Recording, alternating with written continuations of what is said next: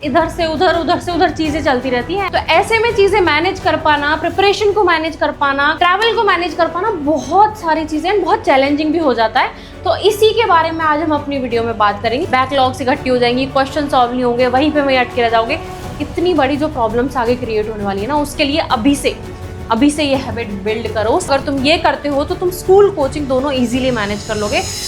हाँ, तो जेई 2027 वालों, कैसा चल रहा है तुम्हारा जेई का सफर? 10th हो गई, 10th में डिसाइड कर लिया जेई की प्रिपरेशन करनी है। अब जेई की प्रिपरेशन स्टार्ट भी हो गई है, अप्रैल पूरा ऑलमोस्ट निकल चुका है। एंड सबसे बड़ी प्रॉब्लम उन स्टूडेंट्स के लिए आ रही है, या फिर ये कह लो जो स्कूल के साथ साथ कोचिंग जा रहे हैं। अभी रिसेंटली सीबीएसई ने डमी स्कूल्स पे एक स्ट्रिक्ट वार्निंग दे दी है। तो डमी स्कूल्स को लेकर ऑलरेडी डर बहुत ज्यादा है कि कहीं उनका सीबीएसई का रिजल्ट वेस्ट ना हो जाए, एग्जाम्स कैंसिल ना हो जाए। इस डर की वजह से बहुत सारे स्टूडेंट्स ने क्या चूज किया है? रेगुलर स्कूलिंग चूज करी है। रेगुलर स्कूलिंग चूज करने में ऐसा कोई बुराई नहीं है, लेकिन वहां पे प्रॉब्लम्स ये आती है कि आपकी जो कोचिंग होती है, आपकी जो जेई की कोचिंग जो आप कर रहे हो, जो आप आईआईटी का सपना लेके चल रहे हो, वहां पे आपके लिए एफर्ट्स बहुत ज्यादा बढ़ जाते हैं, मेहनत बहुत ज्यादा बढ़ जाती है। तो मेहनत तो देखो करनी पड़ेगी यार। जाना आखिर तुमको आईआईटीज में, IIT Bombay, IIT Indore, IIT Mandi, इन आईआईटीज में जाना है तो मेहनत करना तो बनता है, ठीक है। तो मेहनत करना चाहते हो और सीरियसनेस थोड़ी अगर दिखाना चाहते हो तो सबसे पहले कमेंट्स में जाके आई विल बिकम आईआईटीएन लिखो। अभी के अभी कमेंट्स में जाके आई विल बिकम आईआईटीएन लिखो। एंड अगर ये भी नहीं लिख पाओगे तो इतना लिखना तो बनता है, आईआईटीएन लिखो एंड देन उसके आगे अपना नाम लिख दो। इतना अगर मैनिफेस्ट कर लोगे इस वीडियो के कमेंट सेक्शन में तो वो इनिशियल बूस्ट के लिए इनफ हो जाएगा। और तुम जिस टारगेट को तुम लेके चल रहे हो, जिस 2 साल बाद जिस सपने को तुम जीना चाह रहे हो, उसके लिए थोड़ी देर के लिए तुम्हारे पास वो एनर्जी वापस आ जाएगी। और जो मैं बताऊंगी उसको तुम कॉन्शियसली सुनोगे तो फिर एग्जीक्यूट भी कर पाओगे।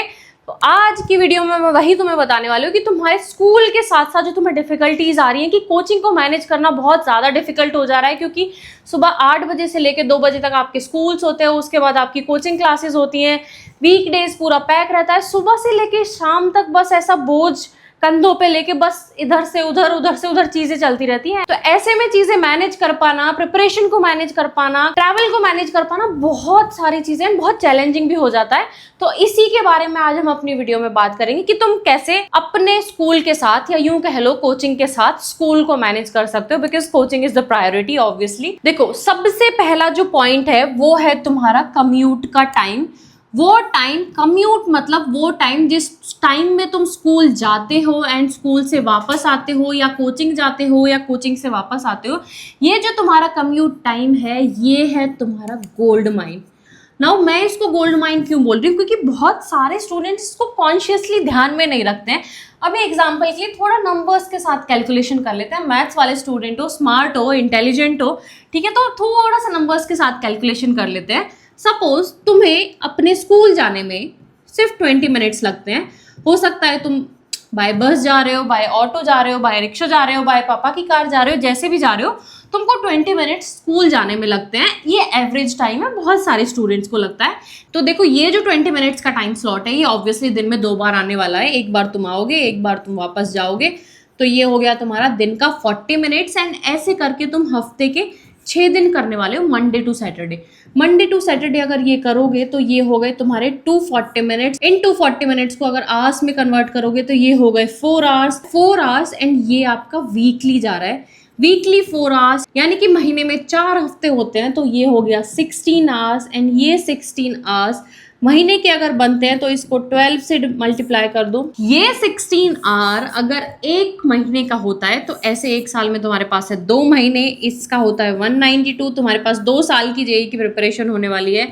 इसको अगर तुम मल्टीप्लाई करते हो तो ये हो गया 2 दूनी 4, 9 दूनी 18, ये हो गया 384 आवर्स। तो तुम्हारे पास 2 साल में ये 384 आवर्स आते हैं, जिसमें तुम सिर्फ और सिर्फ ट्रैवल कर रहे होते हो। अगर इन आवर्स को तुम 24 से डिवाइड करोगे तो तुम्हारे पास आते हैं 16 डेज। एंड एक जेई एस्पिरेंट की जर्नी में एक एक दिन बहुत ज़्यादा काउंट करता है। ये तो भी आधे महीने की बात है, आधे महीने में भी एक दिन ज़्यादा है। तो तुम सोच के देखो, ये जो 16 डेज है, यानी कि जो डेली के जो तुम 20 मिनट सोच रहे हो, जो तुम अननेसेसरी ख्यालों में सोचते हुए गुजारते हो, उस टाइम में तुम्हें क्या करना है, तुम्हें यूटिलाइज करना है इन 20 मिनट्स को एंड अपनी प्रिपरेशन पे फोकस करना है। आप प्रिपरेशन पे फोकस कैसे कर सकते हो, ये जो शॉर्ट टाइम स्पैन है ये बहुत छोटा है, 20 मिनट्स का टाइम स्पैन है। तो इन 20 मिनट्स में आपको क्या करना है, या तो आप अपनी पिछली कोचिंग में जो आपको पढ़ाया गया था, कोचिंग क्लास में जो आपको पढ़ाया गया था, उसके आप नोट्स रिवाइज कर सकते हो। बिकॉज अगर आप नोट्स रिवाइज करते हो तो आज जो क्लास में पढ़ाया जाएगा उसकी कनेक्टिविटी, उसका फ्लो ज़्यादा बेटर बैठेगा और आप ज़्यादा अच्छे से समझ पाओगे। इसके अलावा आप क्या कर सकते हो, आप फ्लैश कार्ड से रिवीजन कर सकते हो। फ्लैश कार्ड्स बेसिकली क्या होते हैं, छोटे छोटे फ्लैश कार्ड्स मार्केट में आते हैं, छोटे छोटे कॉन्सेप्ट्स को लेके ऐसे आपको स्क्वायर साइज या रेक्टेंगल साइज में वो कार्ड्स मिलेंगे ना, वहाँ पे बहुत छोटे छोटे, बहुत ब्रीफ में आपको समरी दी होगी विद डायग्राम्स। तो ये जो फ्लैश कार्ड्स हैं ये मार्केट में इजीली अवेलेबल हैं। मुझे पता है ओसवाल बुक्स के फ्लैश कार्ड्स हैं जो तुम जेईई प्रिपरेशन के लिए यूज करते हो। तीनों सब्जेक्ट के फ्लैश कार्ड्स तुम्हें मिल जाएंगे, क्लास 11th के भी 12th के भी।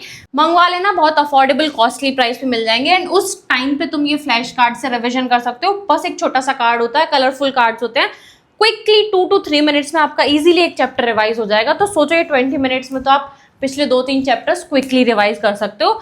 तो this is how you can utilise this time जो शायद आप अब तक इग्नोर कर रहे थे। आपकी प्रिपरेशन में जब आप स्कूल और कोचिंग दोनों जा रहे होते हो तो आपके लिए एक एक मिनट बहुत ज़्यादा ज़रूरी होता है, क्योंकि स्कूल को कोचिंग के साथ मैनेज कर पाना बहुत बहुत बहुत ज़्यादा चैलेंजिंग है, बहुत ज़्यादा एनर्जी ड्रेनिंग भी है एंड उसमें सबसे बड़ा क्वेश्चन आपकी प्रिपरेशन पे आता है। तो उसके लिए आपको ये ट्राई करना है कि आपका ये जो टाइम रहने वाला है, ये जो कम्यूट करने का टाइम रहने वाला है, इसको आप प्रॉपरली यूटिलाइज करो, इसको आप रिविजन में यूटिलाइज करो। अब देखो, इसके बाद एक और टाइम स्लॉट है जो तुम्हारे लिए एक गोल्डन पीरियड की तरह वर्क करता है, बहुत ज़्यादा अच्छा वर्क करता है। वो होता है तुम्हारा उठने के बाद मॉर्निंग रूटीन। ये हमारा सेकेंड पॉइंट है जिस पे हमको फोकस करना है, मॉर्निंग रूटीन। तो बेसिकली क्या होता है, जो स्कूल गोइंग स्टूडेंट्स हैं उनको ये बात पता होगी and generally school going students का जो टाइम है अभी के टाइम पे, that is 8 AM to 2 PM आपका स्कूल टाइम होता है। 8 बजे अगर आपका स्कूल शुरू होता है एंड ऐसे में मान लो आप अगर 6 बजे उठते हो, 6 बजे उठ के 30 मिनट्स आप फ्रेशन अप होने में लगा देते हो, आप नहाने में लगा देते हो, उसके बाद आपको क्या करना है, ये हो जाएगा 6:30। नाउ 6:30 से लेके 7:15 बजे तक आपको क्या करना है, एक रिवीजन का स्लॉट लेना है। इस बात को मेरे को बहुत ध्यान से सुनो। देखो, जब तुम मॉर्निंग में उठते हो तुम्हारा माइंड एकदम फ्रेश होता है, तुम्हारा माइंड रात को रेस्ट कर चुका होता है, मेमोरी जो तुम्हारी शॉर्ट टर्म मेमोरी से चीज़ें लॉन्ग टर्म मेमोरी में जा चुकी होती हैं, इस टाइम पे तुम ज़्यादा एक्टिव रहते हो, तुम्हारा ब्रेन ज़्यादा एक्टिव रहता है। तो ये जो टाइम स्लॉट है, ये जो टाइम पीरियड है, इसको तुम बहुत अच्छे से यूटिलाइज कर सकते हो। इस टाइम पे तुम रिविजन करो। रिविजन के लिए अगेन तुम्हारे पास 2-3 चीज़ें हैं, या तो तुम क्या करोगे, तुम्हारे प्रीवियस कोचिंग क्लास में जो पढ़ाया था उसको तुम रेगुलरली रिवाइज करोगे। देखो, तुम अभी 11th में आए हो, तुम्हारे कॉन्सेप्ट्स धीरे धीरे बिल्ड होंगे, नए नए बिल्ड हो रहे हैं, ऐसे में तुम्हें रिवीजन करना बहुत ज़्यादा ज़रूरी है, क्योंकि जैसे जैसे सिलेबस बढ़ता जाएगा, जैसे जैसे तुम्हारी क्लासेस आगे बढ़ती चली जाएंगी, तुम्हारे लिए याद कर पाना बहुत डिफिकल्ट हो जाएगा। तो रेगुलर बेसिस पे जो क्लासेस में पढ़ाया जा रहा है उसको रिवाइज करो। उसके अलावा केमिस्ट्री में तुम्हें क्या करना है, अगर तुम्हारी कोचिंग में इनऑर्गेनिक शुरू हो गई है तो इनऑर्गेनिक को थोड़ा थोड़ा रिवाइज करना शुरू करो। ऑर्गेनिक में जीओसी जनरली स्टार्ट हो जाता है तो उसको रिवाइज करना स्टार्ट करो। अगर ये नहीं हुआ है तो मोल कॉन्सेप्ट वाली चीज़ें चल रही होंगी, उनको रिवाइज करना स्टार्ट करो। फिजिक्स में अगर कुछ थियोरेटिकल है तो उसको भी रिवाइज करना शुरू करो। द पॉइंट इज, ये जो तुम्हारा टाइम है, ये जो तुम्हारा ब्रेन एक्टिव वाला टाइम है, यहाँ पे तुम जितना ज़्यादा थियोरेटिकल सब्जेक्ट्स को, थियोरेटिकल कॉन्सेप्ट्स को उठाओगे उतना ज़्यादा बेहतर रहेगा, उतना ज़्यादा तुम मेमोरी में अपने रिटेन कर पाओगे, वो ज़्यादा इन्फॉर्मेशन एब्जॉर्व कर पाओगे। तो ये वाला जो टाइम है ये भी तुम्हें ठीक से यूटिलाइज करना है। देखो, ये टाइम मैनेजमेंट है ना, बहुत बहुत इंपॉर्टेंट चीज़ है। मतलब ये टाइम मैनेजमेंट ऐसी चीज़ है जो टॉपर्स को एक्चुअल में बहुत ज़्यादा हेल्प करती है, बिकॉज सारे बच्चों के पास ही 2 साल होते हैं, सारे बच्चों के पास ही फैक्टर्स होते हैं। एक टॉपर होता है जो उसी बैच में पढ़ रहा होता है, एक ऐसा भी बच्चा होता है जिसका एग्जाम नहीं निकला होता है एंड वो भी उसी बैच में पढ़ रहा होता है। लेकिन इतना बड़ा जो डिफरेंस आता है ना कि एक की परसेंटाइल, एक की कट ऑफ भी क्लियर नहीं होती और एक टॉपर बन जाता है, वो इन्हीं कुछ छोटी छोटी चीज़ों की वजह से आता है कि एक को पता है कि उसको अपना टाइम कैसे मैनेज करना है, कौन कौन से रिसोर्सेज फॉलो करने हैं, क्या क्या चीज़ें करनी है। मेक श्योर करो कि तुम वो नीचे वाली लिस्ट में ना रह जाओ, तुम टॉपर्स वाली लिस्ट में आ जाओ। एक्सपीरियंस से बता रही हूँ, टाइम मैनेजमेंट बहुत क्रूशियल है, ध्यान से सुनना। टाइम मैनेजमेंट को लेके मैंने तुम्हारे लिए एक टाइम टेबल भी बनाया है जो तुम फॉलो कर सकते हो। टाइम टेबल उन बच्चों के लिए है जो स्कूल प्लस कोचिंग दोनों मैनेज करते हैं। बहुत ज़्यादा बेनिफिशियल हेल्पफुल होगा तुम्हारे लिए, तो वीडियो को लास्ट तक ज़रूर देखना। टाइम टेबल का टेम्पलेट भी तुमको दे दूँ, उसको तुम कस्टमाइज कर सकते हो अपने हिसाब से। अभी के लिए आगे बढ़ जाते हैं आगे वाले पॉइंट पे। ये ध्यान में रखना, टाइम मैनेजमेंट, मॉर्निंग जो तुम्हारा स्लॉट है उसको कैसे यूटिलाइज करना है। पिछले वाला पॉइंट भी ध्यान में रखना कि जो तुम्हारा कम्यूट वाला टाइम है उसको तुम कैसे यूटिलाइज कर सकते हो, रिवीजन को कैसे यूटिलाइज कर सकते हो। देखो अब बढ़ते हैं नेक्स्ट स्ट्रेटेजी पे। सो बेसिकली नेक्स्ट स्ट्रेटेजी क्या है? नेक्स्ट स्ट्रेटेजी समझने से पहले तुम ये समझो कि तुम्हारा जो स्कूल होने वाला है वो सुबह 8 बजे से लेके 2 बजे तक होगा, ठीक बात है। एंड ये टाइम मैं ऐसे वैसे ही नहीं बोल रही हूँ, मैंने बहुत सारे स्कूल से लेटली बात करी है मेरी बहन के एडमिशन के लिए, तो ये मुझे पता लगा कि 8 से 2 उनका स्कूल का टाइमिंग है। फिर 2 से 4 जनरली तुम्हारे पास एक फ्री स्लॉट होगा। अब इस स्लॉट में क्या करना है वो चीज़ें भी हम बाद में डिस्कस करेंगे। फिर उसके बाद 4 to 8 बोल दो या 4 to 7 बोल दो, इसमें होने वाली है तुम्हारी कोचिंग क्लासेस। मतलब समझ रहे, तुम ये सोच के देखो, मोटा मोटी ये सुबह 8 बजे से लेके रात के 8 बजे तक तुम्हारे 12 घंटे कहीं ना कहीं इसी में यूटिलाइज हो जा रहे हैं। क्योंकि ये जो टाइम बचेगा इसमें तुम क्या करोगे? तुम लंच भी करोगे, तुम स्कूल से वापस भी आओगे, तुम कोचिंग के लिए भी जाओगे। तो इस टाइम स्केड्यूल में अगर तुमने खुद को रेस्ट नहीं, तो तुम मेंटली ड्रेन आउट हो जाओगे, तुम्हें फिजिकली बहुत वीक लगने लगेगा। एंड जब तुम्हें फिजिकली वीक लगने लगेगा तो तुम्हारी हेल्थ पे अफेक्ट पड़ेगा। तुम जो जोश जोश में सुबह स्कूल अटेंड करके कोचिंग भी अटेंड कर पा रहे हो, कुछ दिन बाद ये नहीं होगा, बहुत डिफिकल्ट हो जाएगा। तो इसके लिए ये जो तुम्हारे पास टाइम बचता है 2 से लेके 4 के बीच में, इसमें तुम्हें क्या करना है? लंच करना है एंड हेल्दी लंच करना है। ऐसा लंच करो जिससे खा के तुम्हारी बॉडी में एनर्जी आए। हेल्दी फूड्स खाओ, सैलेड्स ऐड करो, घर का खाना खाओ, बाहर का अवॉइड करो। घर का खाना खाओगे उतना ज़्यादा बेटर रहेगा। लंच करने के बाद तुम्हें क्या करना है? तुम्हें इस स्लॉट में पावर नैप लेनी है। बहुत बहुत बहुत मैंडेटरी है। शायद उन स्टूडेंट्स के लिए इतनी ज़्यादा ज़रूरी ना हो जो सिर्फ कोचिंग जाते हैं, लेकिन तुम्हारे लिए जो सुबह से लेके पहले स्कूल जा रहे हैं, फिर घर आ रहे हैं, फिर कोचिंग जा रहे हैं, फिर कोचिंग से वापस आ रहे हैं, ये जो पावर नैप है तुम्हारे लिए एनर्जी बूस्टर की तरह काम करेगा। ज़्यादा देर भी नहीं सोना है, 15 से 20 मिनट भी अगर तुमने एक डीप स्लीप ले ली, that would be enough to survive half of your remaining day. अब उसके बाद कोचिंग से आने के बाद आपको क्या करना है? डिनर करना है। डिनर के बाद वापस क्या करना है? वॉक करना है। एंड ये वॉक करते टाइम फ़ोन यूज़ नहीं करना है। ट्राई करो आप फैमिली के साथ वॉक करो। देखो इन सब चीज़ों से ना बहुत एकदम से बड़ा इफेक्ट नहीं आएगा, बट ये बहुत छोटी छोटी चीज़ें हैं जो लॉन्ग टर्म में अगर आपने कर ली तो आप 2 साल के लिए सस्टेन कर पाओगे, 2 साल के लिए ये मॉडल पे रुक पाओगे। अदरवाइज कुछ ही महीनों में आप गिव अप कर दोगे, आप बोल दोगे कि मेरे से स्कूल नहीं हो रहा है या मेरे से कोचिंग नहीं हो रहा, फिर उससे मार्क्स अफेक्ट होंगे, फिर अल्टीमेटली आपका जेई भी अफेक्ट होगा एंड फिर आपका ऑब्वियसली ड्रीम भी अफेक्ट होगा। तो ये जो चीज़ें हैं, पावर नैप, वॉक और फैमिली के साथ थोड़ा टाइम स्पेंड करना, इसको प्लीज़ थोड़ा सीरियसली लेना एंड इम्प्लीमेंट भी करना राइट फ्रॉम टुमारो और टुडे इटसेल्फ। आप जिस भी टाइम वीडियो देख रहे हो, जब भी फीजिबल होगा ये दोनों चीज़ें इम्प्लीमेंट कर ले। तो देखो ये हो गई तीसरी स्ट्रेटेजी। अब आते हैं चौथी स्ट्रेटेजी पे। तो वीकडे का जनरली मोटा मोटा स्केड्यूल तुमको समझ में आ गया कि स्कूल जाते टाइम को कैसे यूटिलाइज करना है, पावर नैप कब लेनी है, वॉक कब करनी है, सारी चीज़ें समझ में आ गई। Now let's move to the fourth point basically क्या बोलता है कि वीकेंड्स को कैसे यूटिलाइज करना है। When I am saying weekends, आपके पास एक तो सैटरडे होता है, एक संडे होता है, एंड इन दोनों डेज में you will not be having your coaching classes. ठीक है, जब आप रेगुलर क्लासेस जा रहे हो तो आपके पास इन दोनों दिनों में कोचिंग की क्लासेस नहीं रहेंगी। तो सीधा सा ऑप्शन है, दोनों दिन खाली है ना।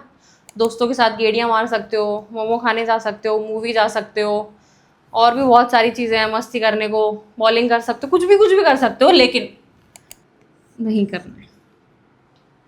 ठीक है, बिल्कुल भी नहीं करना है, बिकॉज ये जो 2 दिन है आपके पास बैकलॉग्स क्लियर करने के लिए हैं, अपनी बॉडी को रेस्ट देने के लिए। अभी तो सिलेबस शुरू हुआ है, अभी धीरे धीरे ना बैकलॉग्स इकट्ठा होनी शुरू होंगे। अभी तो सब बढ़िया चल रहा है, मज़ा आ रहा है, तो समझ में आ रहा है, बढ़िया चल रहा है। अभी क्या होगा, धीरे धीरे जब चैप्टर्स बढ़ेंगे, जब सिलेबस बढ़ेगा, जब लगेगा ना कि यार जो मुझे पढ़ाया गया था एक हफ्ते पहले जो पढ़ाया गया था वो समझ में नहीं आ रहा है, जब कहीं थोड़ा भी ऊपर नीचे होने के बाद 2-3 क्लासेस आप मिस कर दोगे, किसी फंक्शन की वजह से, बीमार होने की वजह से, कुछ भी XYZ रीजन की वजह से आप कुछ क्लासेस मिस कर दोगे, बैकलॉग से इकट्ठी हो जाएंगी, क्वेश्चन सॉल्व नहीं होंगे, वहीं पे वहीं अटके रह जाओगे, इतनी बड़ी जो प्रॉब्लम्स आगे क्रिएट होने वाली है ना, उसके लिए अभी से ये हैबिट बिल्ड करो। सैटरडे संडे अगले 2 साल के लिए थोड़ा सा ठंडे बस्ते में डाल दो, भूल जाओ कि क्या होते हैं, एंड मेजरली फोकस करो कि तुम इन वीकेंड्स में अपनी बैकलॉग्स कवर करोगे। ठीक है, अभी बैकलॉग्स नहीं आए, नो इट वेरी वेल, लेकिन धीरे धीरे होंगी। आपकी स्कूल की बैकलॉग्स हो सकती हैं, हो सकता है कि स्कूल में कोई असाइनमेंट दिया है, स्कूल में नोटबुक सबमिट करनी है, या फिर मान लो कोचिंग के क्वेश्चंस ही दिए थे जो आप प्रैक्टिस करने थे लेकिन आप वीकडेज में नहीं कर पाए क्योंकि बहुत ज़्यादा स्ट्रिक्ट स्केड्यूल था। ये सब आपको वीकेंड्स पे करना है। सैटरडे को आपको स्कूल होगा, स्कूल से आने के बाद हाफ डे आपके पास होगा, उस हाफ डे में आपको ये सारी चीज़ें करनी है। अपना या तो स्कूल का बैकलॉग ख़त्म करो, कोचिंग की जो भी चीज़ें हैं वो ख़त्म करो, क्वेश्चंस प्रैक्टिस करो, ये सारी चीज़ें करोगे और अभी से वीकेंड्स के लिए प्रिपेयर्ड रहोगे। तो देखो, ये थी 4th and one of the most important strategy. अब इसके बाद आ जाते हैं अगली स्ट्रेटेजी पे, जो कि हमारे होने वाली है doubt log book and 24 hours rule. ठीक है, हाँ दीदी लॉग बुक तो समझ में आ रहा है, लेकिन ये 24 आवर्स रूल क्या आ गया? अब आप बोल रहे हो 12 घंटे से पढ़ाई कर रहे हो, ये कर रहे हो, वो कर रहे हो, अब क्या 24 घंटे पढ़ाई करनी है क्या? नहीं, देखो वैसा कुछ नहीं करना है। एग्जैक्टली बताती हूँ क्या करना है। एक सिंपल सा रूल बनाओ। ठीक है, अभी तुम क्लासेस जा रहे हो, क्लासेस अटेंड कर रहे हो, सब कुछ चल रहा है, बढ़िया चल रहा है, लेकिन धीरे धीरे तुम्हें डाउट्स आ रहे होंगे। ठीक है, अब डाउट्स क्या होते हैं? अचानक से आपके दिमाग में क्लिक करते हैं और किसी भी टाइम क्लिक करते हैं। आप खाना खा रहे हो सकता है आ जाए, आप ट्रैवल कर रहे हो सकता है आपके दिमाग में कोई डाउट आ जाए, हो सकता है बाहर खड़े हो थोड़ी देर के लिए तो डाउट आ जाए।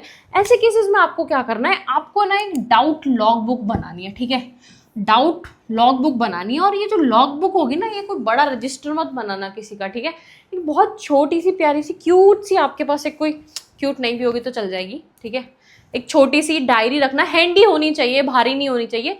वो छोटी सी डायरी में आपको क्या करना है, आपको जब भी कभी डाउट आता है वो डाउट उसमें जॉट डाउन करना है। ठीक है, अब इसमें कैटेगराइजेशन कर सकते हो आप अपने हिसाब से, लेकिन इंपॉर्टेंट है कि डाउट्स आप लिखो, तुरंत लिखो, क्योंकि बाद में आपको नहीं याद रहेगा कि आपको क्या डाउट आया था। बाद में आप सोच के बैठोगे, अरे यार क्या सोच रहा था, इससे रिलेटेड कुछ सोच रहा था, शायद क्या था क्या नहीं था पता नहीं, बट वो डाउट इंपॉर्टेंट था तभी आपके दिमाग में आया था, अभी आप उसको भूल गए, इसलिए इंपॉर्टेंट है डाउट लॉग बुक। एंड ये जो डाउट लॉग बुक बनाओगे, ये जो तुम्हारी डाउट की बुक होने वाली है, ठीक है, मेरी बुक को जज मत करना, मैंने बहुत बेकार बनाई है। तो यहाँ पे तुम ऐसे डाउट्स लिखोगे। ठीक है, 3-4, मेरी छोटी बुक है बोर्ड वाली, तो बोर्ड में सिर्फ 4 ही डाउट्स आए हैं, तुम्हारी में ज़्यादा आ जाएंगे। तो ये जो 4 डाउट्स आप लिखोगे, या जितने भी डाउट्स लिखोगे, हर एक डाउट के लिए आपको एक रूल बनाना है, 24 आवर रूल। एंड ये रूल क्या बोलता है कि आपको हर एक doubt with in 24 hours solve करना है। क्या करना है? विद इन 24 आवर्स सॉल्व करना है। अब आप इसको चाहे अपने कोचिंग के टीचर्स से जाके बात करो, चाहे उनसे सॉल्व करो, चाहे तुम अपने पीयर्स से बात करो, चाहे सीनियर्स से बात करो, किसी से भी बात करो, अल्टीमेटली एम होना चाहिए कि आपका जो ये डाउट है ये सॉल्व हो जाना चाहिए किसी भी हालत में, ताकि हर दिन आपकी जो ये लॉग बुक बन रही है, ये जो डाउट लॉग बुक बन रही है ना, ये धीरे धीरे इस पे ऐसे कट लग जाना चाहिए, ऐसे पेजेस भर जाने चाहिए, है ना, और नई डायरी नई नोटबुक आ जानी चाहिए। ठीक है, तो बहुत इंपॉर्टेंट है यार। मतलब मैं अपने टाइम में इतनी ज़्यादा डिफिकल्टी फेस करती थी इन्हीं सब चीज़ों की वजह से, बिकॉज मैं भूल जाती थी मुझे क्या डाउट आए हैं। तो ये तुम्हारे लिए बहुत ही बेनिफिशियल, बहुत ही हेल्पफुल रहेगा। छोटी सी नोटबुक ले लेना आज ही जाके एंड ये सारी चीज़ें उसमें मेंटेन करने की कोशिश करो। 24 आवर रूल्स, आई होप तुमने कहीं पे लिख लिया होगा ये, ताकि तुम भूलो ना, ठीक है। तो ये था 5th point, one of the most important point, ठीक है। पिछले भी इंपॉर्टेंट थे ऑब्वियसली, ये भी इंपॉर्टेंट है क्योंकि यहाँ पे डाउट्स क्लियर होने वाले हैं आपके, ठीक है। अब इसके बाद आ जाते हैं बहुत बढ़िया सी चीज़ पे जो मैंने खुद से बनाई है ना, थोड़ी कलरफुल तरीके से बनाई है, कलर वलर भरे ताकि तुमको थोड़ा फैसिनेटिंग लगे। अभी तुम 10th से 11th में आए हो तो थोड़ा सा आदत होगी कलरफुल नोट्स की, असाइनमेंट्स की, डायग्राम्स की, इसलिए थोड़ा सा कलरफुल बना दिया। जैसे 12th में जाओगे ब्लैक एंड वाइट बन जाएगा ये, ठीक है। तो यार ये ना टाइम टेबल है तुम्हारे लिए जो बच्चे स्कूल प्लस कोचिंग जाते हैं, ठीक है। अब ये देखो, ये टाइम टेबल का यहाँ पे मैंने इमेज लगाई है, लेकिन इसका जो लिंक है ये एक्चुअल में मैंने शीट्स में बनाया था, गूगल शीट्स में। तो इसका जो लिंक है ना वो तुम्हें डिस्क्रिप्शन में मिल जाएगा वीडियो के, वहाँ से जाके तुम ये देख लेना एंड उसको कॉपी करके उसको अपने हिसाब से कस्टमाइज कर देना। अब मैं टाइम टेबल एक्सप्लेन करते नहीं बैठूंगी, लेकिन इसमें जो मैंने पिछली वीडियो में चीज़ें बताई हैं, जो भी सारी मैंने चीज़ें बताई, आपके उठने को लेके, रिविजन को लेके, आपकी पावर नैप्स को लेके, वॉक को लेके, फैमिली टाइम को लेके, सब मैंने इसमें एडजस्ट किया है। And this is with the time consideration कि आपका 8 बजे स्कूल शुरू होगा, 4 बजे से क्लासेस शुरू होंगी, इन सारी चीज़ों को मैंने ध्यान में रखते हुए बनाया है। तो इसको तुम अपने हिसाब से कस्टमाइज़ कर लेना, जो तुम्हारा टाइम तुम्हारे हिसाब से जो फिट बैठता है, उठने का, सोने का, ये सारी चीज़ें अपने हिसाब से हल्की सी ट्वीक करके रख लेना एंड उसको फॉलो करना। ये टाइम टेबल बहुत बहुत बहुत हेल्पफुल हो सकता है तुम्हारे लिए, एटलीस्ट फॉर इनिशियल डेज। अगर आपको लगता है कि इसको गूगल शीट से प्रिंट निकलवा के एक पेपर की फॉर्म में अगर अपनी शीट पे रखना है, टेबल पे रखना है, तो वहाँ पे भी रख सकते हो, लेकिन इसको रख लेना because you will be the next IITian, है ना। तो ये तो होने ही वाला है, ठीक है। तो यार देखो, एम वही करो। तुमने अभी अभी जेईई की प्रिपरेशन शुरू करी है, 2 साल तुम्हारी प्रिपरेशन में, जर्नी थोड़ी लंबी है ना। जर्नी अगर लंबी होती ना तो आप थोड़ा स्लो भागोगे, चल जाएगा, लेकिन सही तरीके से भागो, सही अप्रोच के साथ भागो, सही माइंडसेट के साथ भागो एंड सबसे ज्यादा जरूरी है सही गाइडेंस के साथ भागो। इस चैनल पे हम ट्राई कर रहे हैं, मैं और इस्माइल दोनों ट्राई कर रहे हैं, इतना ज्यादा ब्रेनस्टॉर्म करते हैं हम चीजों को लेके, ताकि आपके पास वो जेन्युइन एडवाइस पहुंच पाए, आप भी वो ड्रीम जी पाओ जो हम दोनों ने जिया है, आईआईटीएन बनने का। तो चैनल को अभी के अभी सब्सक्राइब करना है ना, बिकॉज अभी तो जर्नी शुरू हुई है, इसके रिलेटेड और भी बहुत सारी चीज़ें आने वाली हैं, बहुत सारी problems, challenges, mistakes, road maps, बहुत सारी चीज़ों के बारे में बात करने वाले हैं। चैनल को सब्सक्राइब कर लेना, ये टाइम टेबल डाउनलोड कर लेना and yes, that was it for this video. अगर तुम ये करते हो तो तुम स्कूल कोचिंग दोनों इजीली मैनेज कर लोगे। Don't be too harsh on yourself, ज़्यादा टेंशन मत लो एंड पेरेंट्स से बात करो जितना ज़्यादा हो सके, बिकॉज वो पर्सनल कनेक्शन जब आपको मिलता है तो आपको एक अलग लेवल इमोशनल सपोर्ट मिलता है, ठीक है। So that was it for this video. Wish you all the best. आपने अभी भी प्रिपरेशन शुरू ही करी है, बहुत आगे जाना है एंड आईआईटीएन बनना है, ऑब्वियसली आईआईटीएन बनना है, ठीक है। कमेंट्स में जाके लिखो I will become an IITian, I will become an IITian. मैं फोड़ूंगा जेईई 2027, अभी के अभी जाके लिखो।